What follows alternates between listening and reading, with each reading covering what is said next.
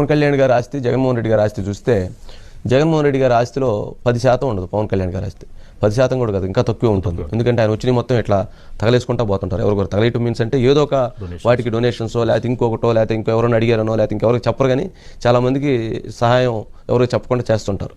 అది ఎవరికి బయటికి కూడా రాకూడదు, మూడో కంటికి తెలవకూడదు అంటారు తాను ఇచ్చినటువంటి సహాయాన్ని. మరి అలాగా చేస్తుంటారు. మరి జగన్మోహన్ రెడ్డి గారి ఆస్తి ఎంతండి? మొన్నైతే 400 కోట్లు 700 కోట్లు చూపెట్టారు. భారతదేశంలో ఉన్నటువంటి ముఖ్యమంత్రి అందరిలోకి అత్యంత ధనికమైనటువంటి ముఖ్యమంత్రి. ప్రతిపక్ష లీడర్లో కూడా ఆయన అంత ధనికమైనటువంటి ప్రతిపక్ష లీడర్ లేడు. మరి అలాంటి వ్యక్తి ₹1 కోటి ఇచ్చాడు. ఏది? పార్టీ ఫండ్, పార్టీలో తీసి ఇచ్చాడు. అది కూడా వాళ్ళు పంచుతారంట, పంచుతారు లేదో కూడా తెలియదు. మరి మరి మరి దీన్ని ఎలా చూడాలి, దాన్ని ఎలా చూడాలి? అది ఒక లీడర్ అనేటువంటి వ్యక్తి, ఒక మానవత్వం ఉన్నటువంటి వ్యక్తి యొక్క ఆలోచన విధానాలను బట్టి సహాయం ఉండాలి. పెట్టేటువంటి గుణం ఉండాలండి, పెట్టేటువంటి సహాయం చేసేటువంటి గుణం ఉండాలి. మనం ఎంతైతే ఇలాంటి కష్టాల్లో ఇలాంటి సహాయాలు మనం